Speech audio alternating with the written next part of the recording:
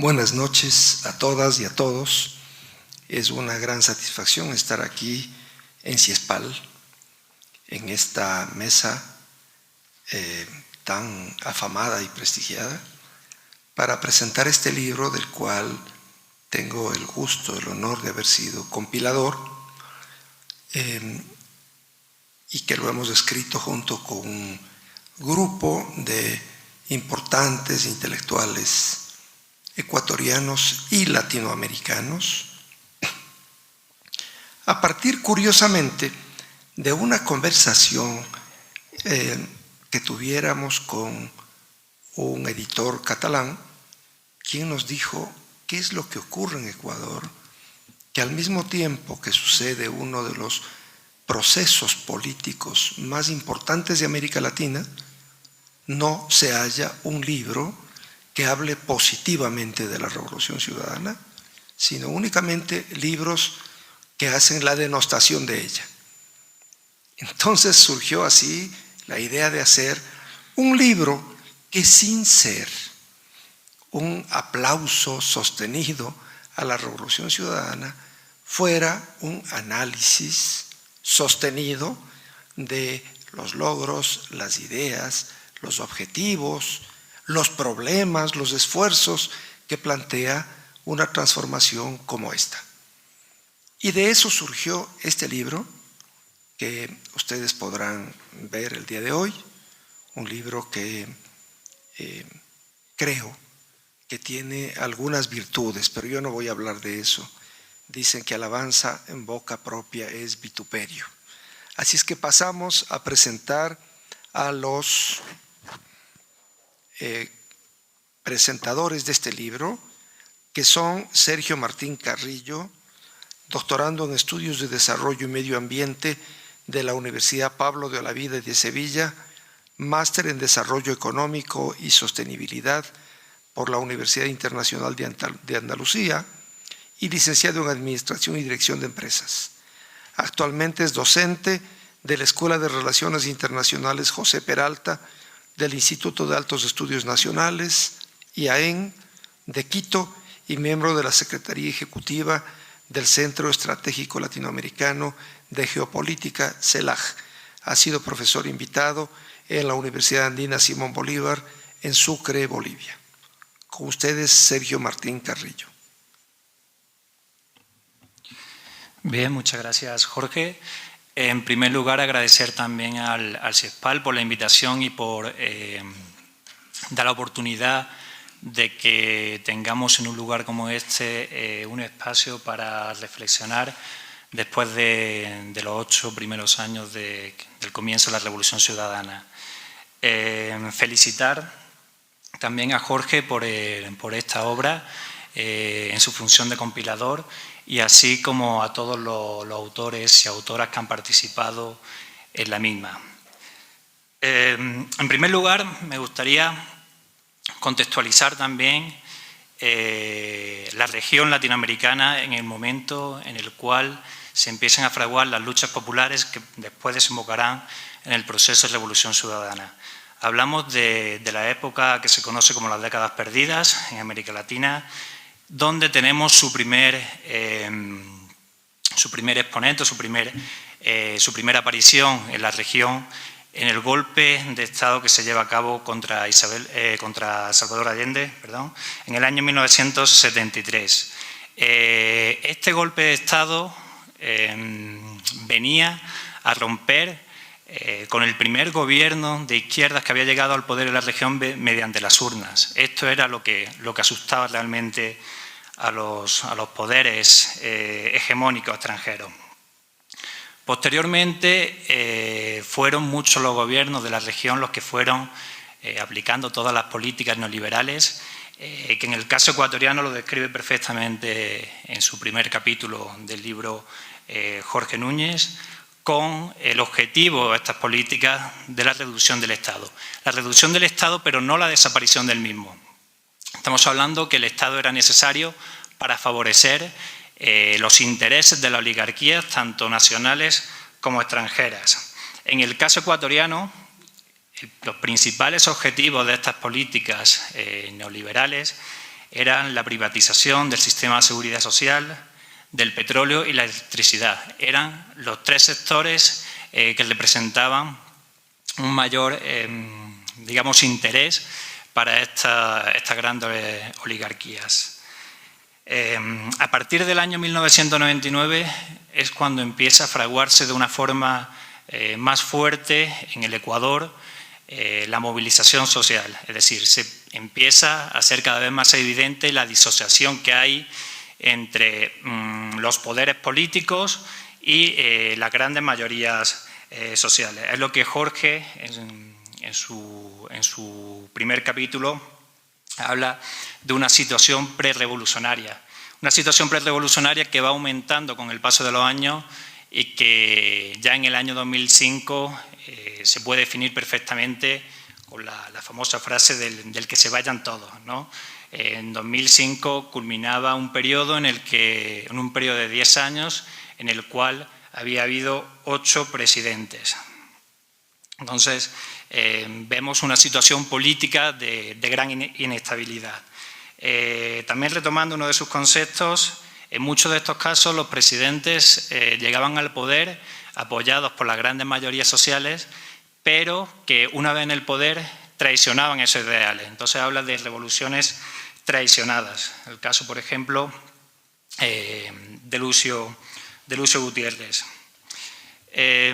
Volviendo a la contextualización internacional que se vivía en la región, hemos dicho que las movilizaciones empiezan a ser más fuertes en el Ecuador a partir del año 1999. Recordemos que un año antes, en 1998, en otro país de la región, por primera vez se produce una ruptura con lo que era la potencia hegemónica. Si estamos hablando de Chávez llega al poder a Venezuela en el año 1998 y a partir de ese momento se generan los movimientos sociales o las mayorías populares en América Latina ven cómo pueden llegar al poder mediante la movilización y mediante la participación en la democracia, mediante la participación en las urnas. Entonces, 1998 tan solo hacía 6 años desde que en Estados Unidos se había anunciado el fin de la historia, ¿no? Fukuyama había hablado del fin de la historia tras la caída de la Unión Soviética y se hablaba desde los centros de pensamiento político estadounidense como que su hegemonía se iba a perpetuar durante los próximos siglos. Sin embargo, solo 6 años y relativamente cerca de la frontera venezolana se produce la primera ruptura. Venezuela con Chávez, después tenemos Néstor Kirchner en Argentina, tenemos Lula da Silva en Brasil, posteriormente Evo Morales en Bolivia y finalmente el último proceso de la región sudamericana sería el de Rafael Correa.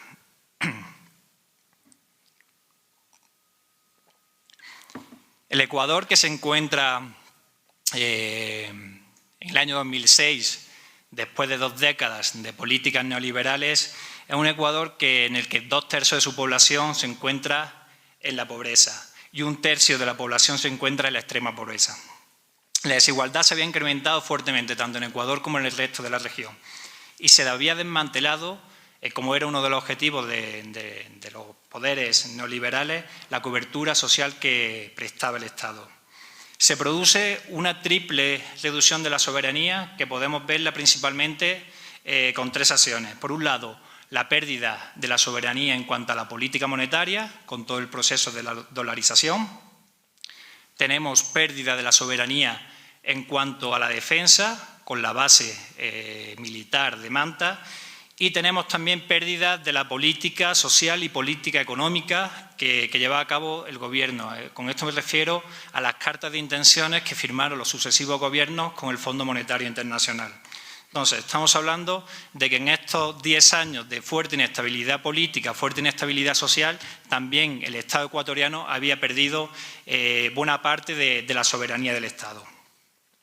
En estos 10 años, donde se sucedían los gobiernos, era una época de fuerte alternancia. Y aquí recojo también una reflexión que hace el compañero Julio Peña en el libro. Eran unos años de mucha alternancia, pero sin alternativa.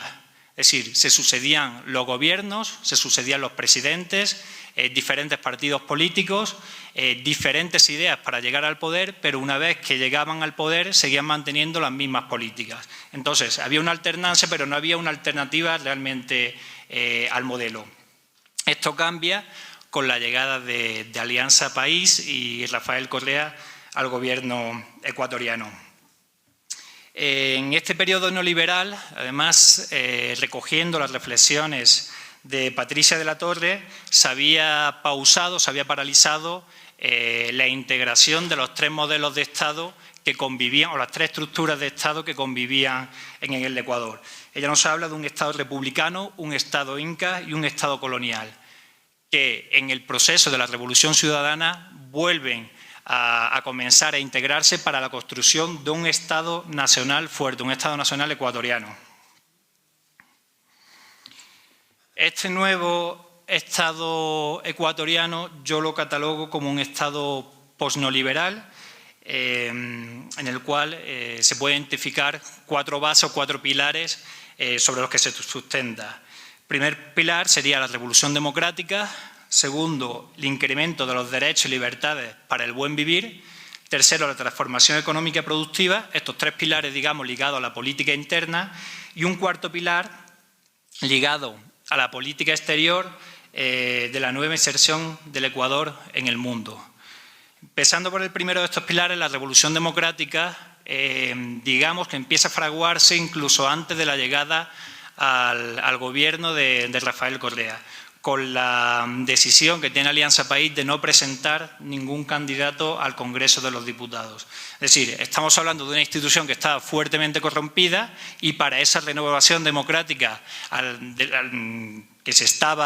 la que se hablaba era necesario no participar tampoco en esa institución corrompida. Se llama posteriormente a la participación popular para reformar la Constitución, lo cual adquiere una gran mayoría, o el apoyo de una gran mayoría de la población, y se llama una Asamblea Constituyente en la cual Alianza País sí tiene la gran mayoría de los representantes.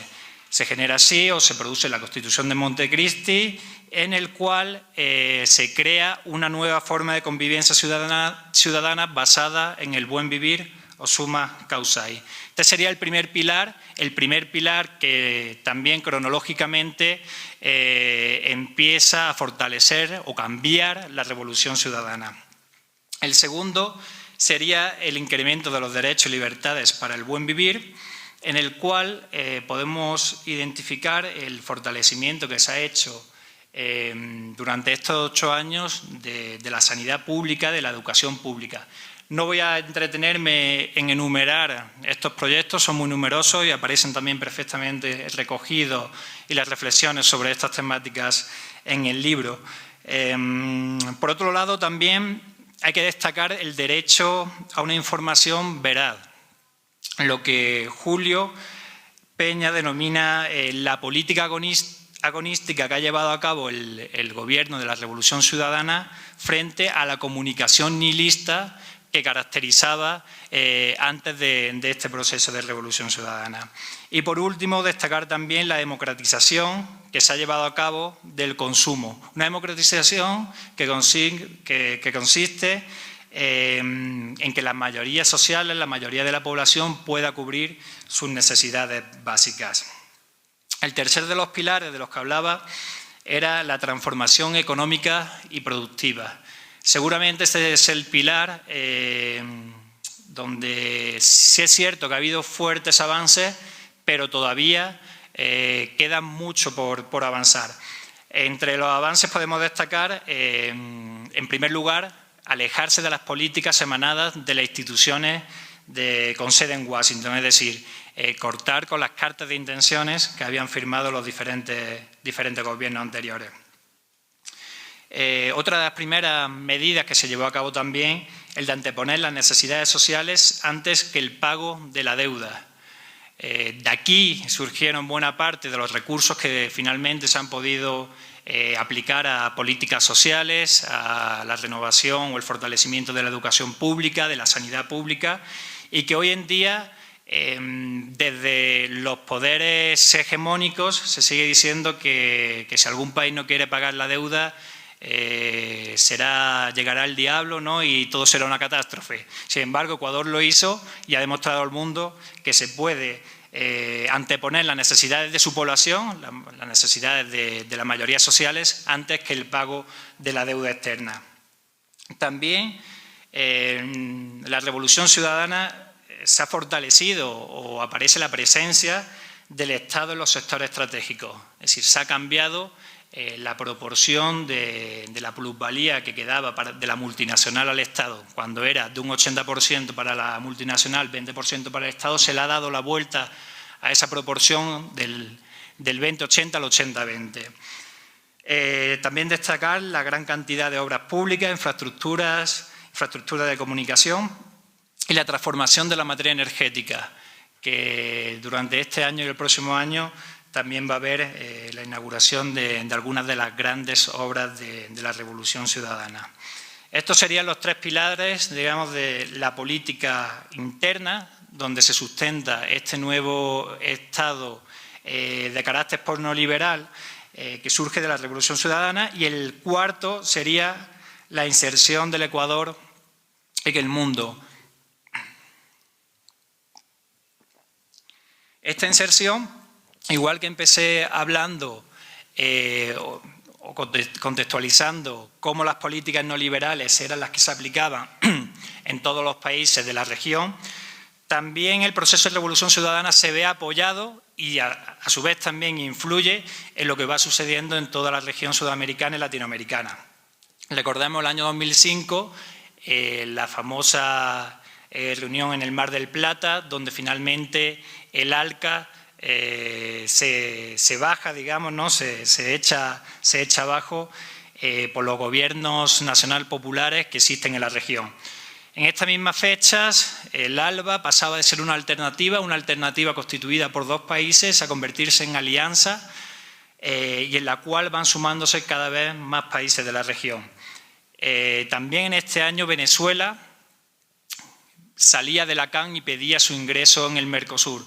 Recordemos que en esa CAN Bolivia y Ecuador seguían apostando por las políticas de carácter neoliberal y se estaban tratando las firmas de tratados de libre comercio con Estados Unidos y la Unión Europea. Por lo tanto, en ese caso Venezuela decide salir. Posteriormente se crea la UNASUR en el año 2008. Aquí vemos ya cómo los procesos de integración ya no solo se basan en las clásicas recetas de apertura comercial, libertad económica, sino que los aspectos sociales y los aspectos políticos empiezan a estar en primer orden. Esto sucede también con CELAC a partir del año 2010 y que este año el Ecuador, Rafael Correa tiene la presidencia pro tempore y estoy seguro que también se le puede dar un gran impulso. Recordemos que CELAC cambia el ALCA con el ALCA en que el ALCA no pertenecía a Cuba y en CELAC los que no pertenecen son Canadá y Estados Unidos. Es decir, la visión fuerte de esa ruptura con las dos grandes potencias del norte del continente. Y por último hay que tener también en cuenta en esta nueva inserción del Ecuador en el sistema mundial la nueva geopolítica mundial, en la cual ya no hay una potencia hegemónica que era Estados Unidos, sino que se puede negociar con otras potencias. Y aquí destacar también la presencia de los BRICS. Es decir, evidentemente para un país del tamaño de Ecuador es mucho mejor que exista un sistema de carácter multipolar o pluripolar, si queremos llamarlo así, porque te dan más posibilidades de la negociación, pero también hay que tener cuidado y no cambiar de dueños. Es decir, las negociaciones hay que saber cómo llevarlas y no volver a caer en viejas recetas de la dependencia, pero cambiando unas potencias por otras. Tenemos, por tanto, la constitución de un nuevo Estado posneoliberal que está al servicio de los ciudadanos y en el cual se ha dado un fuerte impulso a la soberanía. De las tres pérdidas de soberanías que hablábamos al principio, se ha recuperado la soberanía en la defensa con la recuperación de la base de Manta, se ha recuperado también la soberanía económica y social con la no firma y la expulsión de los organismos multilaterales erradicados en Washington, y queda el reto de la moneda. Es cierto que la moneda, algunos analistas, y se puede estar bastante de acuerdo que sí ha dado cierta estabilidad monetaria, pero en momentos como el actual genera también fuertes riesgos con el proceso de apreciación que tiene el dólar. Es difícil concebir una vuelta a una moneda nacional, pero en este punto la solución yo creo que está por el lado de la integración, crear una moneda regional, una moneda fuerte y que sea dirigida desde la propia región y no está dependiendo de potencias o países exteriores. Y destacar también la estabilidad socioeconómica y política que se ha conseguido en estos 8 años de revolución ciudadana frente a todas las revoluciones que había o intentos revolucionarios, protestas, movilizaciones sociales que había en los años anteriores. Aquí podemos sacar ejemplo el 30S, cuando la población se echó a la calle, pero esta vez no era para derrocar al presidente, sino era para defender el régimen democrático y defender a su presidente. Ya para ir concluyendo, gustaría lanzar la pregunta de si esto es una obra concluida, si la Revolución Ciudadana ya ha dado todo lo que tenía que dar. Y para mí no, y siguiendo también las reflexiones que aparecen en el libro que estamos presentando hoy, yo creo que todavía queda, y esto no quiere decir que se menosprecie, ni mucho menos todo lo que se ha avanzado en estos 8 años. 8 años son pocos años para los grandísimos cambios que se han hecho en el Ecuador, pero no debemos conformarnos con lo que hemos avanzado hasta este momento. Una de las principales cuestiones que se tratan en el libro y la cual comparto es la definición del horizonte. ¿Cuál es el horizonte de la Revolución Ciudadana? Algunos compañeros de los que participaban en el libro hablaban de un Estado posneoliberal, hablaban de un socialismo del siglo XXI, hablaban de un socialismo del buen vivir. Bueno, hay que reflexionar sobre cuál es el fin del camino, cómo denominarlo y definirlo también, o sea, no solo un concepto, sino dotarlo de contenido y que este contenido, estos términos sean entendibles también por las grandes mayorías sociales, porque son ellas las que deben empoderarse de la Revolución Ciudadana como lo han hecho. Y también avanzar, ¿no?, en la ampliación de derechos y la redistribución de la riqueza, sobre todo. Creo que también uno de los aspectos en los que hay que seguir avanzando en los próximos años es el cambio del patrón de acumulación. Finalmente, ya por concluir, recomendar la lectura. Creo que recoge perfectamente, describe muy bien la situación previa al nacimiento de la Revolución Ciudadana, recoge todos los avances y sobre todo quedan perfectamente reflejados todos los retos que aún quedan y que juntos se deben ir construyendo hacia el futuro. Gracias.